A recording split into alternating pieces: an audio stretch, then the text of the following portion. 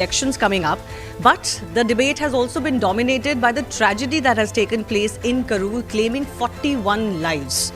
Will political equations change because of that ahead of elections? That and more we'll discuss with our guest joining us today. I'm Shivani Gupta and I'm joined by Narayan Tirupati of the Tamil Nadu BJP, Dr. Syed Hafiz from the DMK, Muralidharan Sivalangam, political analyst supporting the TVK is also with us, and Suman C. Raman, political analyst, knows a thing or two about Tamil Nadu politics, is also with us. Let me begin with Dr. Syed Hafiz, because a lot of the blame for what has transpired in Karur has come on the DMK government. Even the court has said that prima facie it seems to be the fault of the police and the mismanagement of the police. Do you see this hurting your government ahead of elections?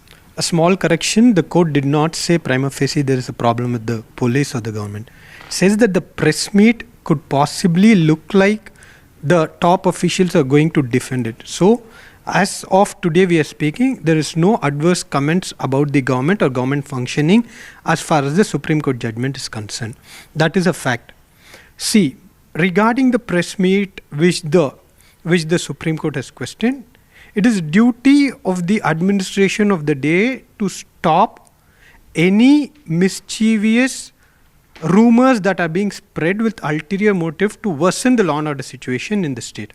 It is in this concept and it is this routine protocol where in the past, irrespective of the government in Tamil Nadu or elsewhere in the country, there had been administration and officers coming and giving clarity to the people of the state to avoid any further mischievous attempts to create a law and order situation. That is the only thing that the government and the administration did, which the Supreme Court sees as an adverse. And second of it, it's just an interim order that has transferred the case to the CBI. No, but they have talked about the fact that things were not on right on ground, that the police couldn't handle the situation. No. It clearly said the prayer were only for two things: one, transfer of the CBI, and second, a Supreme Court monitored judge. There is no prima facie evidence that the police had failed to do its duty. Neither there is a prima facie evidence that SIT is functioning in a way that is going to defend the government. That is nowhere seen. It just said, just because the petitioners feel that there's not going to be a neutral investigation, hence we think that we should transfer the case to the CBI. Now, there is a submission even before the verdict was pronounced. There is an interim order. In that, we have given clarification. In 8 weeks, the complete side of the Tamil Nadu government will be told in the court and appropriate orders will be sought. Okay. Now, there were very serious rumors of people telling how can within 4 hours 40 postmortems could be done. That is a very serious charge.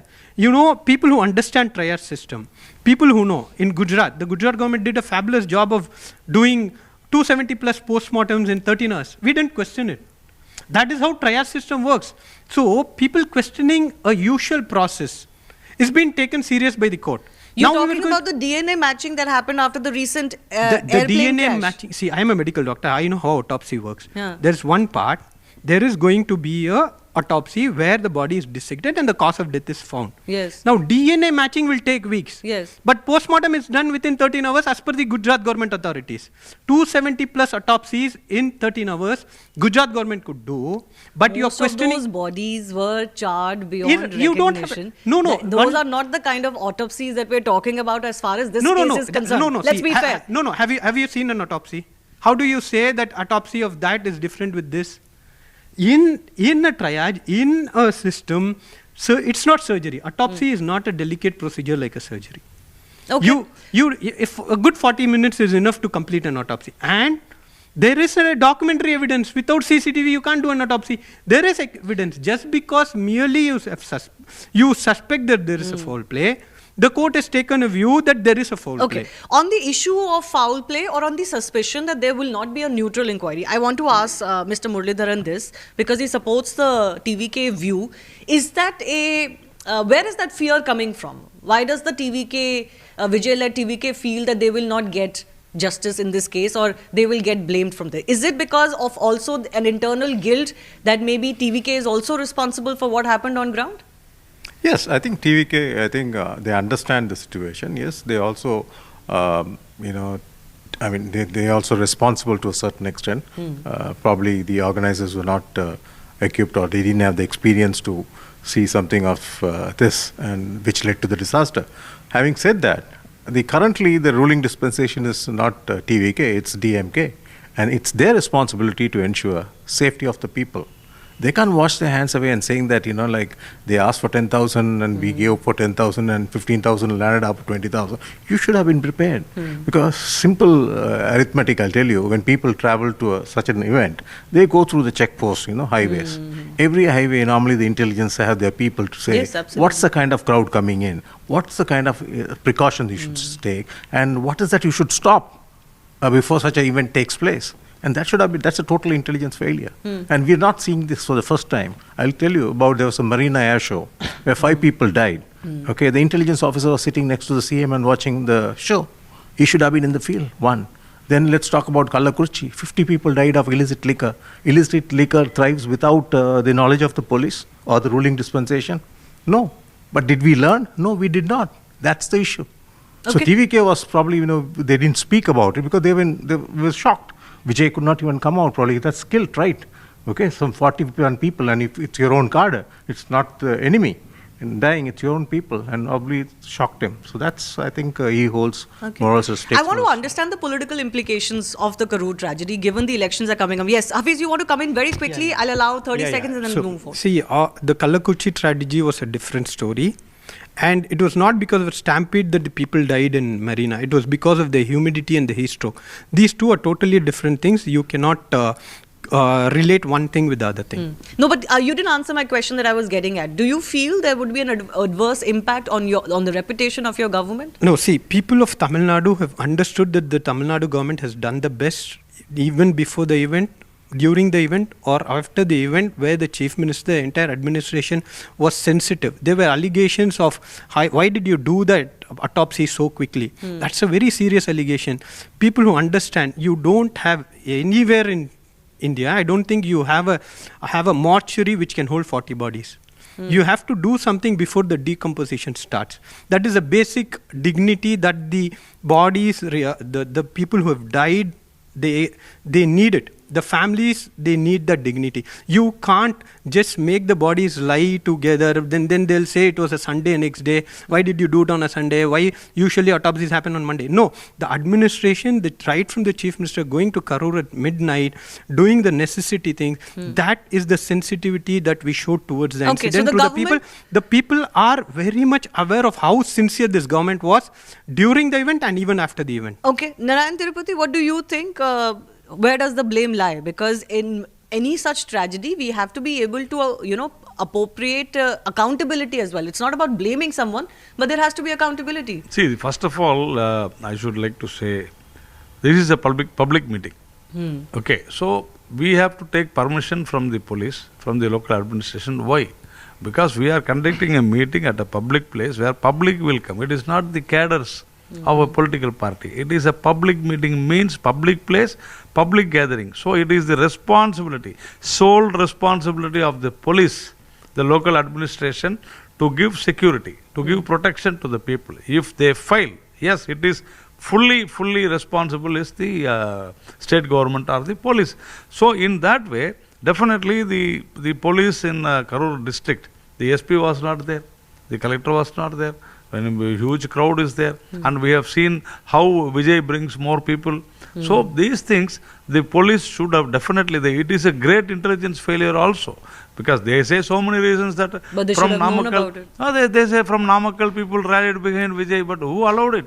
Why not? Where were the police? Then for that, what they say, DMK people, they were saying, no, if we don't give, then they will go to court. Let them go to court. What is your problem?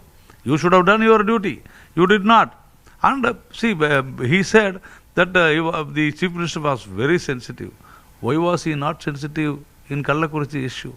Why did he not go? 68 lives, not 1 or 2. It is straight away, it is a very big maladministration of the state government. Illicit liquor. Where has he gone that day? He has not gone there. See, leave So that. they have gone here No, because you- they thought no, you it was leave that. politically sensitive. No, Shivani, you leave that also. I will also, you come back to Chennai. He left Chennai in the midnight. Hats off to him, I congratulate him. But within 4 days, there was a tragedy in Ennur thermal plant. 9 people died. Assam people, they died. Just 10 minutes he could have reached the Stanley Medical Hospital where their bodies were. Why has he not gone? Why do For you think votes? he has not Votes? They are not going to vote you here. But Karur people will vote. For want of votes, you do this. Who is politicizing this? This is what our question is. Sir, did the BJP leaders go to the thermal accident, sir? I am talking about No, sir. No, the no. Chief Minister. No, Please sir. understand. No. Your guys went to. See, this is what it politics is is. your You duty. can't do politics on My dead bodies, dear sir. This Hafiz, is dangerous. Hafiz, With no, due it is not respect, sir. dangerous. This is what I want to expose. I told From you, day one, Mr. you are Hafiz, doing politics on Mr. dead Hafiz, bodies. Let's This do is it really one by wrong. one. This is Let's do really it wrong. one by one. Mr. The Hafiz, genuine see, question that I will have, arise. I have told very clearly. I congratulate Mr. Stalin. They for showed going alacrity in going and at taking 1 care of the o'clock. situation. Yes, absolutely. But that is what I am asking. After that it happened. Why have you not gone? So the same As a question. chief, I am not talking about a political party. If, No, if I had if been it the is for chief what? minister, if my If- party person has been the chief minister, it- definitely they would have gone. No, I sir. am telling you. Okay, no, this question needs to be maybe analyzed by the political No, the analyst. surprising part is if it is for the votes, then why did you go to Karur? Almost all the leaders went there. You should show solidarity with them also. Okay, Show your so- responsibility with them. so- No. Once Who? again, Tell me who DMK went. Tell me who went. I had given. Narayan sir, one second. Given DMK a is press meet, but suggesting you that haven't gone. everybody is playing politics on this because elections are approaching and everybody feels they can get some mileage out of it. Is that a fair assessment? Yeah, and I think what has actually happened is it's a in my assessment, it's a ghastly accident. It's a tragic accident.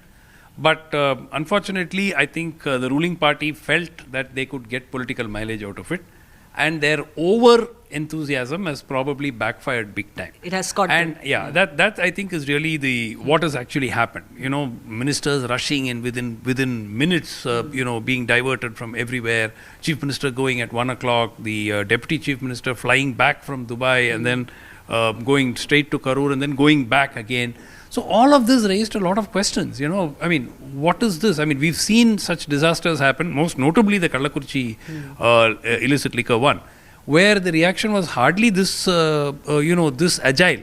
So then, what is going on here? So I think that is where it started, and then this whole matter of going to court. When the matter is already there in Madurai, then something is filed in Chennai. They get an order appointing an SIT. That is where the Supreme Court has really come down heavily, saying that, how come when the prayer itself was only for standard operating procedures, how did the order have a SIT being constituted? But having said that, I think 2-3 things. The press conference which he spoke about. See, the press conference was not the problem if they had restricted themselves to Karur. If you go into the press conference actually they played a video with background music which started with Vijay's meeting at Namakkal, which had nothing to do with Karur. Basically, after that, the ADG read out a list of number of people injured in Vijay's rallies earlier. All of this was to say this man is irresponsible, he's messed it up, and that had nothing to do with Karur. Had they just said, look, these are the rumors which have come out, it is our duty to clarify the rumors, there wouldn't have been a problem. So I think that what has happened, and finally opposing a probe, why would you? I mean, nobody is actually accusing this to accept completely wacky one extreme group. They are not accusing the DMK of having caused this. Those are all conspiracy theories. I don't subscribe to them. But when the charge came, look, we've got nothing to do with this.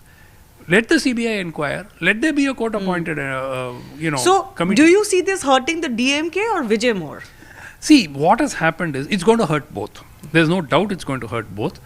The reason why it will probably hurt the DMK more is it may push Vijay into the NDA. If it pushes Vijay into the NDA, then it's a complete turnaround on the election side. Right now, the DMK sits pretty simply because the opposition vote is split. Once they all get together, then it's going to be Then it's a extremely different ballgame. It changes the game completely. How will Vijay explain to his cadre the fact that he had opposed the NDA equally as much as the DMK? Can things change around so quickly? Will the cadre be amiable to something like this? Why not? DMK was in alliance with BJP once upon a time. Why not? This is politics. There are So quickly it can change? It can change. Why not? If it's for the good for the people, okay. If as we see right now, DMK has paid politics on dead bodies, the whole narrative will change. And he can't go with this, I am the chief ministerial candidate anymore. I don't think. I mean, there's been a tremendous display of You think lack that of ship leadership. has sailed? That is for 2026, that ship has sailed. There's no way he can go now, next week or 2 weeks later, or whenever he restarts his campaign, go and say, I am the chief ministerial candidate, we will have alliance with only parties which accept my leadership. I think that is over. Because his image of Has whether been he can hammered. handle He is state not gone machinery yet. and governance. He is not gone yet to see the families. Yes. Shivani, I but think is that's that his very blame critical. or the police's No, blame the for police not have giving him clarified. permission? To be fair to them, to be fair to the state government, they have clarified nobody has prevented him from going. But he cannot go without an explicit yes from the police, isn't it? Has he So applied are you for it? holding him from He's going not there? applied for it. There's only one news that he has applied to the DGP office, where the DGP office has directed him to submit a petition in the Karur SP office to seek permission. It stands there. There is no clarity beyond that if the TVK has applied to the Karur SP office or not. This is where things stand. So we are not obstructing anybody from visiting. There are very many opposition leaders who have visited from the BJP, from the other political parties. They have done their job. So we have Because not. again, But they have denied meeting the BJP delegation, member of parliaments. No, the that I'll local tell you. administration. Yeah, they yeah. denied. They said they will not meet. I First will tell they you. committed. See, he can't say no. Why should BJP? Then why did they commit first? I will And tell you. immediately after half an hour, they said we will not meet you. okay. That is it. No, so you are also worried. You are also trying to ensure that Vijay is not able to, show his responsiveness to this tragedy by going there. That No. suspicion also arises. No. If that is the case, it is for the Vijay to come out and open and say we have blocked him at this place. No. It is his party. The news have come from the DGP office saying that he was asked to submit his representation in the Karur SP office. That has come in the media. National media has carried that news. Then what happens? Has he submitted in the Karur SP office? That explanation has to come from No, the it's so TVK. mysterious that we're Yes. even talking about whether he has submitted or not. Wait, You no, want no, to... I'll tell you. If that is the case, the SP would have given a clarification. No, there is also a rumor saying he has asked for some green corridor, etc., which I am not a party to, because I am representing a party. I am not a part of the government to give a clarity on this. All these speculations are going. The fact is, if he applies in a transparent way, the administration will look into and give him the appropriate space needed, because we are not scared of Vijay. We are not scared of Vijay going into the NDA fold. Let it be another 10 more parties. We are not fighting on the weakness of the opposition. We are fighting on our strength of the administration that we did for 4.5 years, the social justice measures, the social welfare measures that this government has taken over last 4.5 years, the economic growth as said by the union government, that 11.2% of growth, the leading in the country. You cannot deny, because BJP say it is somebody else. No, Throughout the economy is growing. Throughout And the it economy is- is growing, we are the Tamil Nadu- best. Tamil Nadu is not growing as it was growing. No, Uttar sir, how Pradesh will is, it, sir? Uttar Pradesh is going very fast. All sir, states are coming sir, behind let me you very complete. fast. Let me it was complete, 10 sir. Let me kilometers complete, before. sir. Now it is not even 0.5 kilometers. Please understand. 11.3% is your own data. Is the leading in the country, is your own data. Now you have a different view to the data given by your okay, we could have been That's 25, what- we could have it been should have 30. been It's all 20%. speculations. Okay. You No, can I speculate. want I'm to- talking about the present data. I want to focus on this whole Vijay issue. Muralidharanji, I want to understand from you, what is holding Vijay back? If the DMK is suggesting that, you are not even wanting to go there in a transparent manner, if I take his assertion, what is holding Vijay back? I mean, you cannot take so much time to release a video for your first statement addressing the tragedy. You cannot take so much time to do a video call with the families that happened, 2 weeks later, and then you haven't even visited them. This doesn't look good if you want to be in politics. It's as simple as that. True, Shivani. I accept that. But the fear, I think, Vijay has and his top team has is, DMK is not scared. But Vijay is scared because Did we see any of the administrators getting suspended in Karur before the investigation? Did the SP get suspended? This is a public safety issue. Did the collector get pulled down? No, nothing happened. So who gives him the guarantee that nothing will happen to Vijay if he goes to Karur? Who will give him the guarantee? Will the chief minister give him the guarantee, saying that don't worry, you go, we will take care of everything? He's saying you haven't even applied to the Karur SP. It is done. It's done already. Karur SP no. Karur SP no, but they've sent it to the DGPs. Directions you have to follow. But why can't the ADGP approve it? That just means you're playing bureaucracy, and you could have just said, yes, we are approving it, we are giving instructions to the Karur SP to facilitate your visit. The instruction should come from the ground. Only the SP will know what is the protocol. Shivani, we don't have a DGP. We have a temporary DGP. The DGP to be appointed 3 months in advance, they should have recommended and got their sanction. That's the current state of Tamil Nadu. The police is in shambles, police force. It comes directly under the chief minister. Half the things which happens in the police force, he doesn't know. We lost a Dalit boy called Kavin. Okay, the instructions came from the secretariat. You know, he was maligned, saying that he stole some jewels on somebody's request, and they picked him up, and it was a custodial death. How many custodial deaths should we call about? We discussed one very recently. We spoke about, remember, we spoke about Benix and Jairaj. The Tamil media spoke about it for 1 month or 2 months continuously. Every debate was about that. But anything untowards happens in the DMK government, nobody speaks about it. Okay, Hafiz. Even yesterday, Supreme Court verdict, nobody talks about it. Hafiz, and then I'll come. Yeah. Yes. No, this is your own Tamil channel is also here, so they have covered the story. No, if you're not competent enough, don't blame it on the media, sir. At least we don't do. No, I'm telling you. Now, second of it, he said Phoenix Jairaj and this case you cannot compare, because for Phoenix Jairaj it took 13 days for the chief minister to acknowledge it and file an FIR. So please, you cannot give random examples and correlate. So this is totally absurd. You're accusing the media. If you had done the FIR on the second day, like how we did in Kavin case, there was no need for a discussion for a month. You delayed 13 days. Your chief minister comes and defends in the assembly saying it's not a custodial death. They died of heart attack. How can you compare both of this? Will the situation actually come to that? Will there be that very large anti-government, anti-DMK sentiment? We don't quite know, because there is still time to go and stranger things have happened in politics. But certainly very interesting times in Tamil Nadu politics. Nobody could have thought we could be sitting here and discussing Vijay joining the NDA despite all the rumors and all the murmurs. But now it may become a distinct possibility. I'll have to leave it at that. A big thanks to our guests for joining us for this very special edition of Plain Speak from Chennai. Thanks a lot for watching. More is coming up.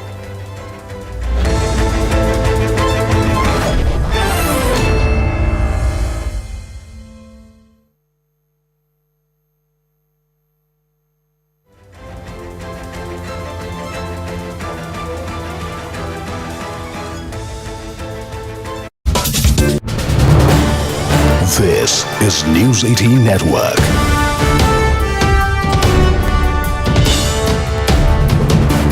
India's largest news network.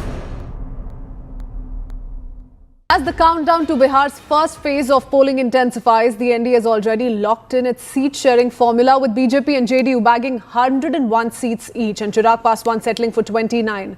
But on the other side of the aisle, the Mahagathbandhan is still in deep negotiations. Tejashwi Yadav, after attending a court hearing in Delhi, has rushed back to Patna. He told reporters that seat-sharing announcement will come in the next 2 to 3 days. Sources say Congress is holding out for more seats, having rejected RJD's offer of 55. With just 72 hours left before nominations close, pressure is mounting on the alliance to present a united front. In the meanwhile, Tej Pratap Yadav has announced that he will contest the upcoming polls from Mahua constituency in Vaishali district.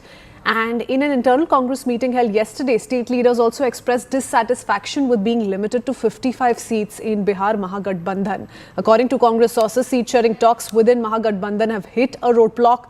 The Congress adamant on contesting on 60 at least. RJD, however, wants to reduce Congress's share to accommodate smaller alliance partners. On the other hand, NDA seat-sharing deal, remember, has been done, and we've heard all of that. The last all of yesterday, how leaders have been discussing allocation of individual seats now. A lot of reactions coming in on this top focus story from Bihar. First up, let's play them out. महागठबंधन में सिर फुटअव्वल चल रहा है और महागठबंधन जो है एक दूसरे का इलाज दिल्ली में जाकर के करवा रहे हैं। मुकेश सहनी जी ने कहा कि अभी इलाज शुरू हुआ है महागठबंधन का, सभी डॉक्टर दिल्ली में मौजूद हैं उनके, और वो लोग अपना एक दूसरे से इलाज करवा रहे हैं। एक चीज़ है कि बिहारियों के सम्मान का, उत्थान का संकल्प ये लोकतंत्र का महापर्व में बिहार की जनता, माँ भारती की जनता पूरी तरह से निभाएगी। अब बिहारी गाली नहीं बनेगा, बिहारी स्वाभिमान और समृद्धि का प्रतीक बनेगा। लिस्ट सीट शेयरिंग के फाइनलाइजेशन के बाद, गठबंधन के बाद लिस्ट भी आई। हमारा प्रयास ये है कि बिहार की जनता को एक अच्छी सरकार बना के दें, तो गठबंधन का भी नुकसान नहीं होना चाहिए और बिहार का फायदा होना चाहिए, हमारा प्रयास है।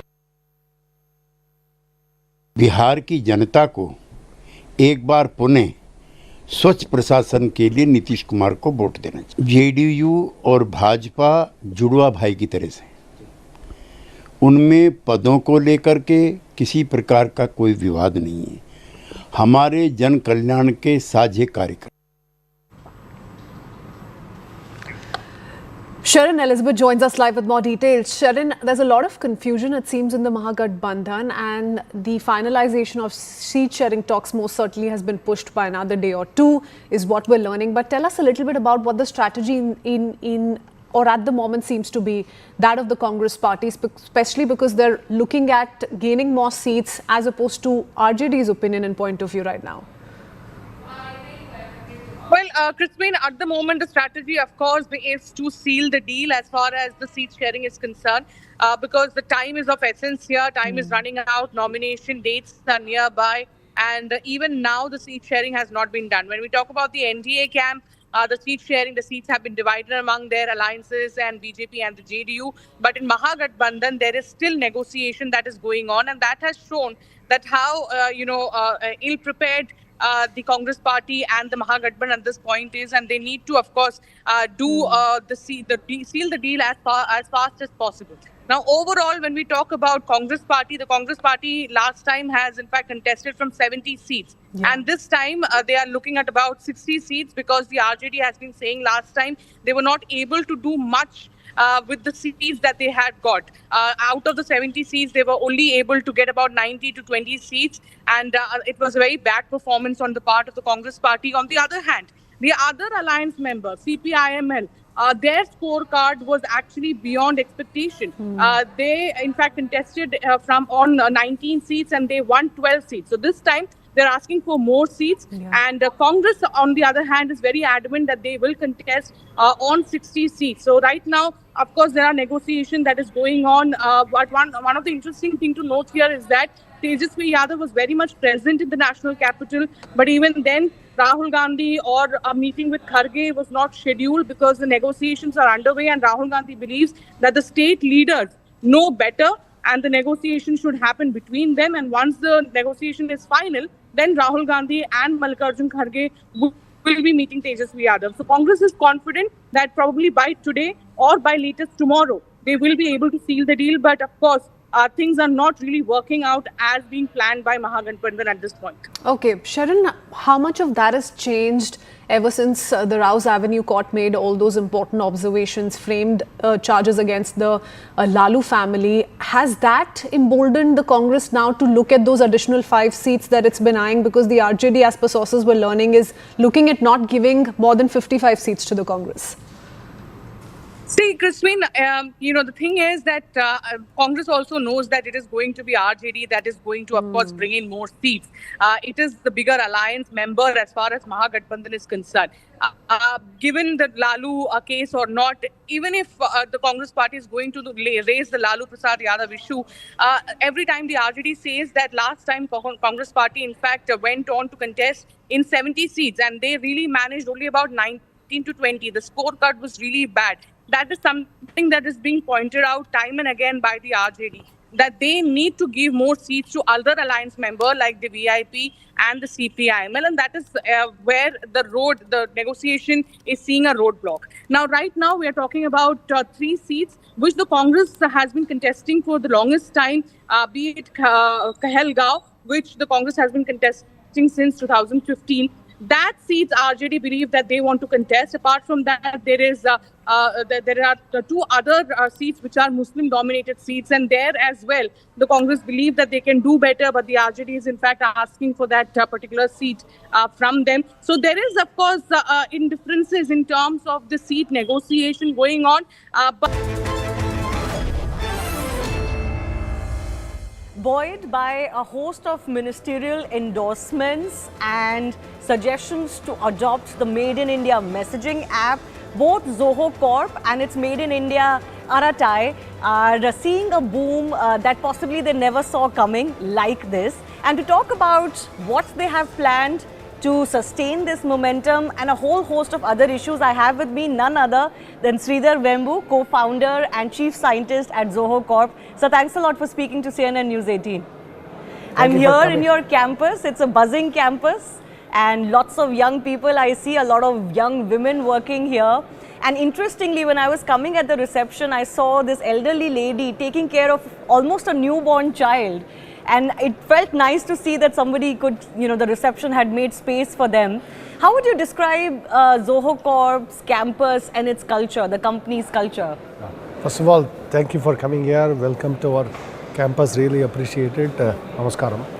So we are here, we look at ourselves as an extended family. That's how I'll describe it. That's why you saw the kids. We do take care of the child care because it's working parents, both father and mother. They can work more at peace if they know that their child is in a safe place. I want to add this.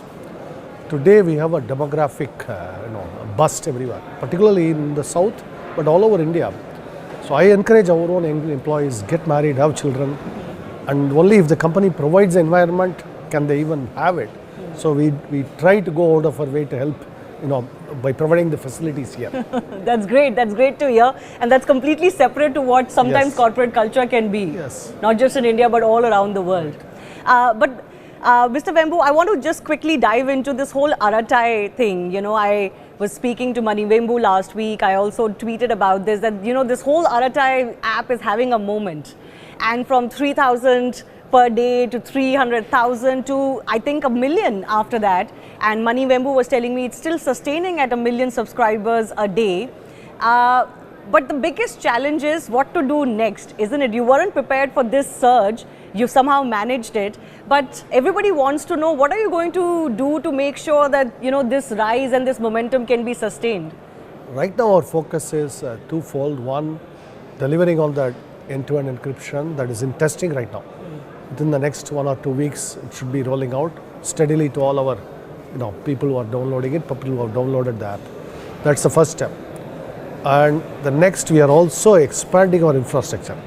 That was already in the works. That was slated for November. We are accelerating it. So that also the second one. Third, only after all this is done, we are making a lot of usability, small UX improvements, speeding up the app, speeding up the loading of screens, all of those refinements. In fact, all of those refinements were due to be done before we rolled it out, but our hands were forced a little bit. But so we are getting all that done. That's the internal focus. Externally, of course, we have to sustain the momentum. And what we are planning to do is all of the integrations one by one, the broader ecosystem. If you look at the Zoho suite itself, then you look at mapping tools, all of this, we are actively working on integrating all those, but it will take time. It's not immediate. The first set of priorities, make the app perfect, and then make all of the integrations available. So at least 2-3 months, we are extremely busy schedule now, rolling it out. Then along with it come then the marketing part. How do you make everyone aware? And we are also, and our marketing teams are busy at work on that priority as well. So apart from this whole Made in India component, how will you sell Arattai to the public that already is very used to using other platforms? How will you convince them to change and come to this platform? Is it only because it is made in India, or is there more? It is the same way why people are coming to Zoho Mail now. In fact, Zoho Mail adoption, I want to point out, It has happened organically and globally in the last 5-6 years. It is now the fastest growing email product, and it's our fastest growing product for us. How did this happen? It happened because over time we built a better product, really truly superior offering. We have the capacity to do it, and this is something customers in the US and Mexico and Canada and in Colombia and UAE, everyone will talk about, that we have actually a powerful email platform. And so in a similar way, we hope to build the best messaging product. We already have experience building it in Zoho Click for the enterprise. So we are bringing all of those capabilities here for the consumer. So we hope to win the customer not just on Made in India, which we are proud of, also because it's a better product. It's a better product. Yes. You know, interestingly, privacy is very closely linked to such products, and you have talked about 3 distinct cases of digital privacy. One you called the secret lover case, the ad violation case, and on these you have assured users that your data is absolutely secure. You can have intimate or any kind of private conversations, that's not going anywhere, and Zoho does not milk the data of the consumer for any kind of marketing purposes. The third scenario is the secret rebel case. On this, you have insisted that Zoho will have to follow certain governmental guidelines. What exactly do you mean by that? What is the risk in that case? I started talking about this nearly 13 years ago in the US.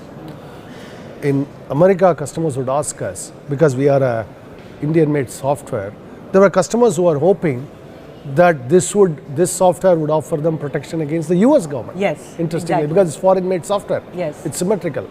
I would tell them openly in public, our events, look, it is not our job as a private company to, secure you against your own government. Nobody can offer that. Nobody can assure you of that. We have to comply with the law here, the law of the land here. We are operating here. We have to comply with the law here. Anybody who promises that you are safe against the US government living in America because you use this software, they are lying to you or they're deluded. That's not happening. Okay? They have vast powers. I mean, you can go look up the USA Patriot Act if you want to know proof, evidence of this. Which is why I think it's not meaningful for any platform to offer in a jurisdiction, quote unquote, protection to the citizens against their own government. That is the broader point I'm making. Some people want to misconstrue that point, but it's always true in any jurisdiction. If we are operating in Dubai, we are subject to the laws and regulations of Dubai. We are operating in US, same thing, right? So in every jurisdiction, we have to obey those laws, and that is mandated. If we have employees there, we have revenue there, so that's inevitable that we have to do this. And so in that sense, I said no private company, not just Zoho, can guarantee that part of it. In other words, I was joking about if you want to be a secret rebel against your government, maybe this is not the kind of thing that you would be using. And I don't know what product you will be using because nobody can guarantee that to you. Yeah. So, just to simplify this for our audiences, there are many scenarios we have seen where because of certain investigations, police investigation, legal cases, companies face pressure to release certain user data or certain user activity. Many would feel that a US company is able to resist that pressure a little bit more against the Indian government or agencies. Would you be able to resist it as much? US companies won't be able to resist very much more or anybody. They have operations in India. They have employees in India. They have assets in India. So it's not, it's not like anybody, they're pristine, everybody is through the internet. Internet services can be blocked. They have been blocked. So it is not, that's why I'm saying that to offer, if somebody wants to operate in India long term, they have to comply with the laws of India. And that's true for us, that's true for them. And we are operating in the US, they are operating in the US, we have to operate by US law there, and likewise with them. So I think this is a level playing field. This is a par for the course. Exactly. That if you're doing anything illegal, companies will have to cooperate. We'll have bound by law in the local jurisdiction. Given that, what would you say to address certain privacy concerns that people may have? Overall, big tech is facing this question. Right. So that's why I said the second thing I said, the ad-based violation.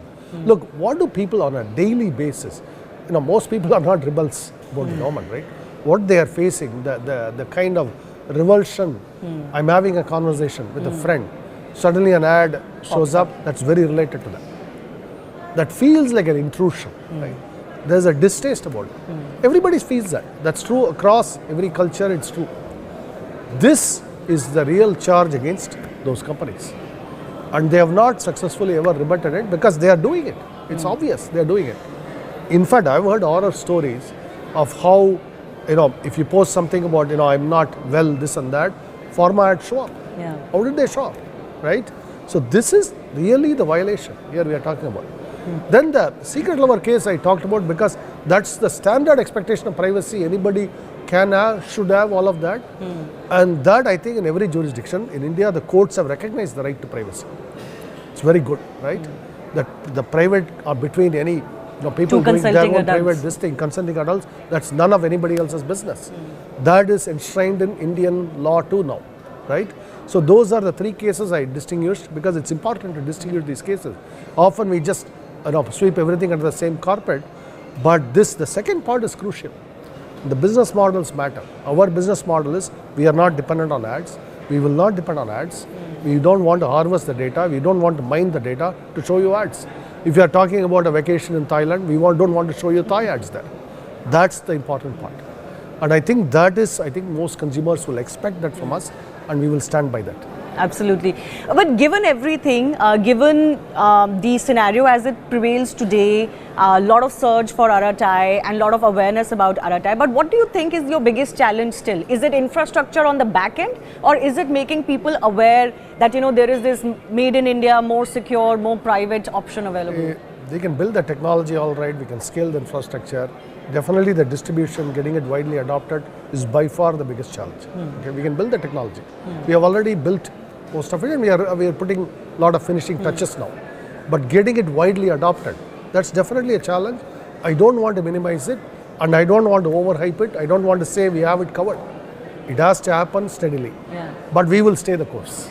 Because, we recently had an experience where Koo, the other, social media app, shut down. It was initially had hype as a made in India platform, rivaling Twitter or X now, but it did not succeed.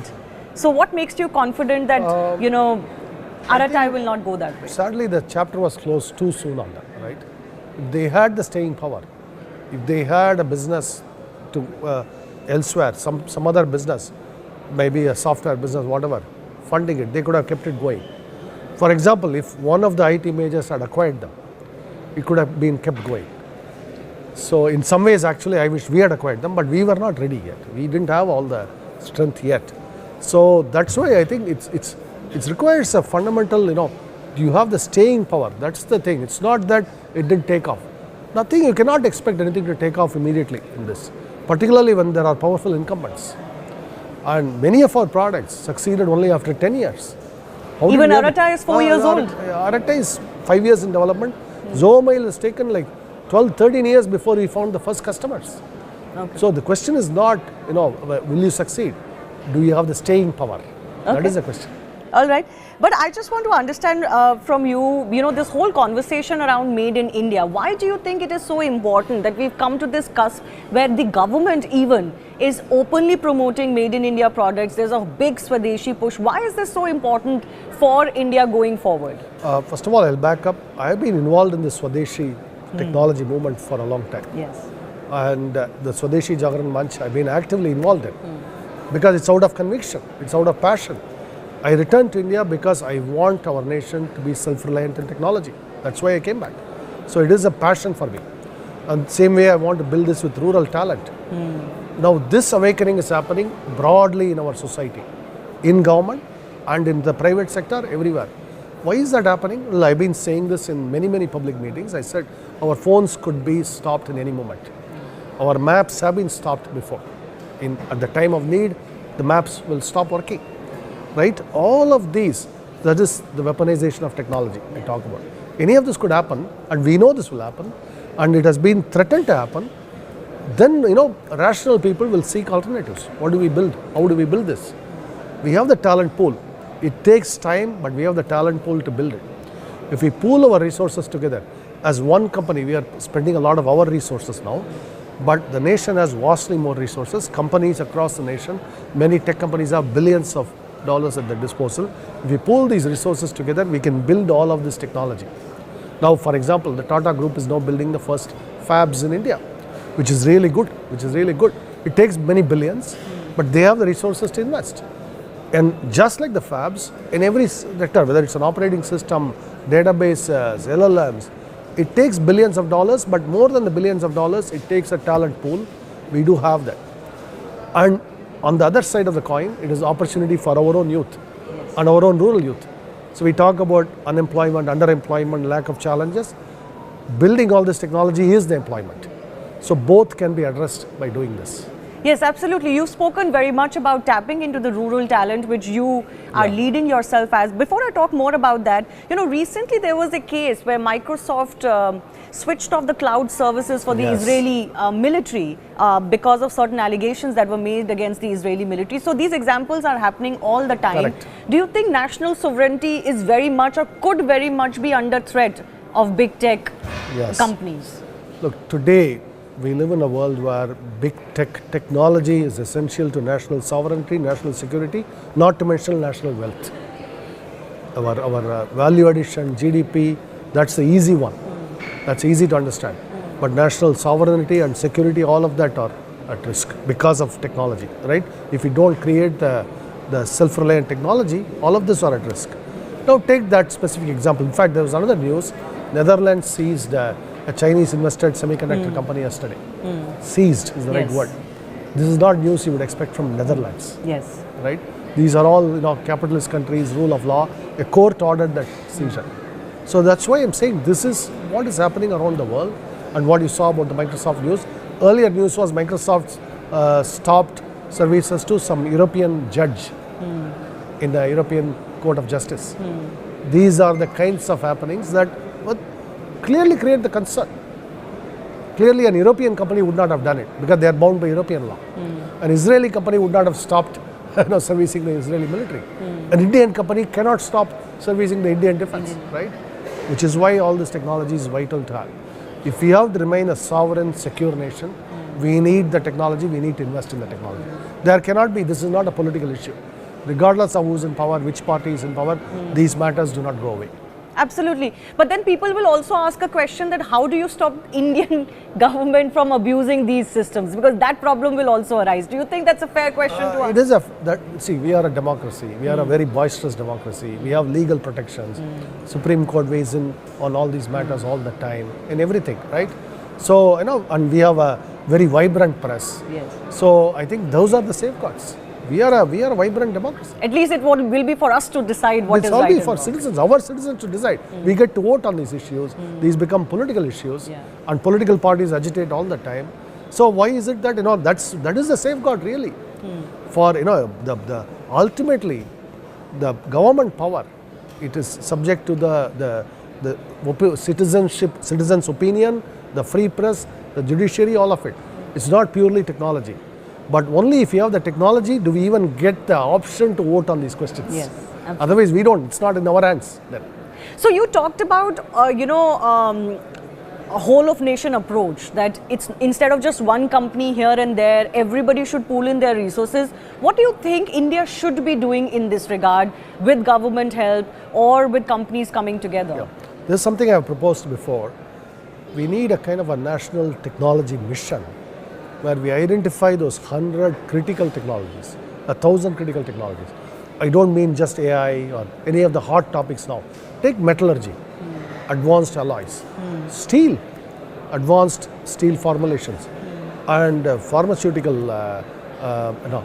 molecules, in robots, in all of these materials, advanced materials, carbon composites, which is critical for defense, and motors, permanent magnets, rare earths. Rare earths is hot in the news recently. Before that, magnets were hot in the news. Before that, you can keep on going. From Microsoft software to magnets. Everything is geopolitical now. Everything is geopolitical. So that means we have to identify all of these critical technologies, vital for our national sovereignty, our security, our well-being, all of it. We have to have a mission where we have a focus areas. Here's what I propose. We can annually rank our companies on this. Where do we stand? Where do we stand with respect to global competition? Where do we stand within India? We are a country which loves JEE ranks and NEET ranks. Why don't we rank companies on technologies? We can do it objectively. We can set up bodies to rank them objectively. Based on that, we can give out awards, like our civilian awards can depend on you produce the best technology in drones, right? And like chess awards, all of that, why don't we have it for technology? And then the LIC, all of those institutions can invest in these efforts. That's where the government bodies come in. Because the government bodies control a lot of capital, State Bank of India, LIC, they can invest in these efforts. And over a 5-10 year period, we can set up milestones. We need to reach there in drones, we need to reach there in jet aircraft, all of that. In 5-10 years, we can definitely make huge progress. That's what I hope to see. I wanted to ask you, we often see these controversies over language in India. Since we're talking about all of us coming together, in Bengaluru or Mumbai, people sometimes even get beaten up or harassed because they don't speak the local language. How do you look at these cases? Yeah. So, first of all, I tell you, 95% of our population does not speak English. Okay. If you look at in Tamil Nadu, maybe about 80% definitely cannot understand English, 85% easily. Even in villages, the percentage is much higher in terms of purely only Tamil speakers. If I want to move to a state, if I'm going to move to UP, I should learn Hindi. It is out of respect. This is true in every country in the world, other than India, that you can go there and never speak the local language, right? So our states are actually huge, bigger than most countries now. So we have to have respect for the local culture, local language. That's important. People who say, I will refuse to speak the local language, I'm not in sympathy with them. You have to make the attempt. But it's easy to make the attempt. People are very forgiving. If I speak even broken Hindi, people will help me out. But I say, I will not speak to you in Hindi. That is a problem, right? Same thing, if you come to Tamil Nadu and say, I will not even make an attempt ever. I have lived here 1 year, 2 years, 3 years, but I will not make the attempt. That's what I think causes problem. So I do believe that if you move to a state, you should, and if you intend to live there, you should make the effort to pick up some of the local language. Then the people will come to you and help you out. So I think that is, it's only, kind of our human courtesy to our fellow beings. So. I want to speak to you about the H-1B visa. You've already mentioned how Indians on H-1B, with all the controversies going on, should look at coming back to India. But a lot of them voice this genuine concern whether India even has the infrastructure or the bandwidth to deal with them. People who build their lives and careers and a certain lifestyle in US, for example.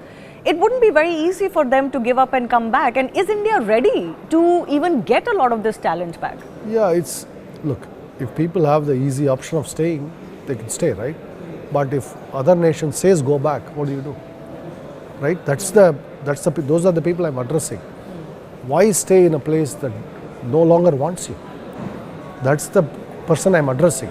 They already have a green card, citizenship, they have the option of staying. It's their personal choice what they do.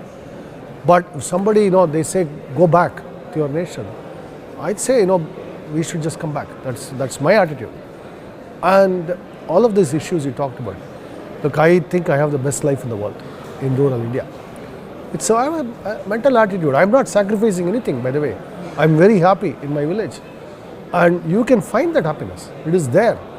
In fact, the food, the culture, all the festivals I participate, I don't want to miss it for the world. So I know I'm in heaven, really, as I'm personally concerned. I think you can build that attitude. When you have that attitude, India is very welcoming, very warm. If you have that attitude, you can also do very good work here. So that's what I believe. But do you feel like some of our urban infra issues, like they keep coming up from Bengaluru, maybe even from Mumbai, Delhi, just urban infrastructure issues, those need to be sorted out if we really wanted to attract the best global talent, not just Indians, but the best global talent? These are some of the largest cities in the world now. We are talking about 1.5, 2 crore populations. There's not that many Western cities, no Western city in that league, only perhaps Shanghai in Japan. And Japan, Tokyo. And those have had a lot longer to deal with that influx. Okay, we are doing it in a very compressed time. Look at Bangalore in the last 30 years, right? How much the population exploded. When I was in IIT, Bangalore had fewer people than Chennai. Now it has a lot more people than Chennai, right? It's impossible to handle that growth. The best of governments will struggle with it. If you put the best government in the world, you give the Bengaluru's population growth, it's difficult. I'm not saying our government is perfect. I'm just saying it is a very hard problem. It's a very hard problem from funding, infrastructure development. During the time of infrastructure, all the bottlenecks around, all these are hard problems. My respectful suggestion is we shouldn't be flocking to our big cities so much. We cannot keep on throwing more and more people at the same big cities because it'll degrade. On the other hand, you come to Tenkasi, you come to Madurai, you come to all these places, it's much more of a relaxed environment. We don't face these population pressures. Mysore is a good example. I went there, I really loved Mysore, right? All of these cities are there. We can build technology there. So that's why I think we have to look at diversifying our in terms of our population base, where we locate all this. Because we're just saying one city growing so big, it's also a mathematical challenge. Yeah. I like to bore with my analysis. I say that the infrastructure spend per capita itself grows fast with population. It's not a constant. If you add more people, you just add more infrastructure. That's not enough. The infrastructure grows non-linearly with population. That's the problem. That's a serious problem. So that's why we cannot build ever bigger cities. At some point, we have to diversify into smaller cities. I wish you the very best. Sridhar Vembu, thanks a lot for speaking to CNN News 18. Thank you.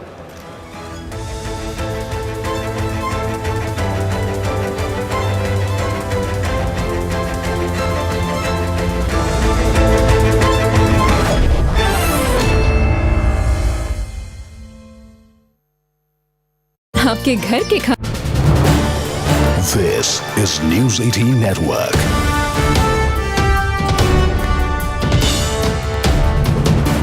India's largest news network. As the countdown to Bihar's first phase of polling intensifies, the NDA has already locked in its seat-sharing formula, with BJP and JDU bagging 101 seats each and Chirag Paswan settling for 29. But on the other side of the aisle, the Mahagathbandhan is still in deep negotiations. Tejashwi Yadav, after attending a court hearing in Delhi, has rushed back to Patna. He told reporters that seat-sharing announcement will come in the next 2 to 3 days. Sources say Congress is holding out for more seats, having rejected RJD's offer of 55.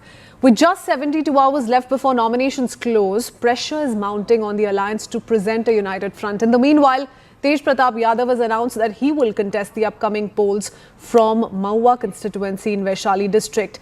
And in an internal Congress meeting held yesterday, state leaders also expressed dissatisfaction with being limited to 55 seats in Bihar Mahagathbandhan. According to Congress sources, seat-sharing talks within Mahagathbandhan have hit a roadblock. The Congress adamant on contesting on 60 at least. RJD, however, wants to reduce Congress's share to accommodate smaller alliance partners. On the other hand, NDA seat sharing deal, remember, has been done, and we've heard all of that all of yesterday, how leaders have been discussing allocation of individual seats now. A lot of reactions coming in on this top focus story from Bihar. First up, let's play them out. महागठबंधन में सिर फुटअव्वल चल रहा है और महागठबंधन जो है एक दूसरे का इलाज दिल्ली में जाकर के करवा रहे हैं। मुकेश सहनी जी ने कहा कि अभी इलाज शुरू हुआ है महागठबंधन का, सभी डॉक्टर दिल्ली में मौजूद हैं उनके, और वो लोग अपना एक दूसरे से इलाज करवा रहे हैं। एक चीज़ है कि बिहारियों के सम्मान का, उत्थान का संकल्प ये लोकतंत्र का महापर्व में बिहार की जनता, माँ भारती की जनता पूरी तरह से निभाएगी। अब बिहारी गाली नहीं बनेगा, बिहारी स्वाभिमान और समृद्धि का प्रतीक बनेगा। लिस्ट सीट शेयरिंग के फाइनलाइजेशन के बाद, गठबंधन के बाद लिस्ट भी आई। हमारा प्रयास ये है कि बिहार की जनता को एक अच्छी सरकार बना के दें, तो गठबंधन का भी नुकसान नहीं होना चाहिए और बिहार का फायदा होना चाहिए, हमारा प्रयास है। बिहार की जनता को एक बार पुनः स्वच्छ प्रशासन के लिए नीतीश कुमार को वोट देना चाहिए। जेडीयू और भाजपा जुड़वा भाई की तरह से, उनमें पदों को लेकर के किसी प्रकार का कोई विवाद नहीं है। हमारे जन कल्याण के साझे कार्यक्रम। Sharon Elizabeth joins us live with more details. Sharon, there's a lot of confusion, it seems, in the Mahagathbandhan, and the finalization of seat-sharing talks most certainly has been pushed by another day or two, is what we're learning. But tell us a little bit about what the strategy in or at the moment seems to be that of the Congress party, especially because they're looking at gaining more seats as opposed to RJD's opinion and point of view right now? Well, Crispin, at the moment, the strategy, of course, is to seal the deal as far as the seat sharing is concerned, because the time is of essence here. Time is running out. Nomination dates are nearby. And even now, the seat sharing has not been done. When we talk about the NDA camp, the seat sharing, the seats have been divided among their alliances and BJP and the JDU. But in Mahagathbandhan, there is still negotiation that is going on. And that has shown that how, ill-prepared the Congress party and the Mahagathbandhan at this point is, and they need to, of course, seal the deal as fast as possible. Now, overall, when we talk about Congress party, the Congress party last time has, in fact,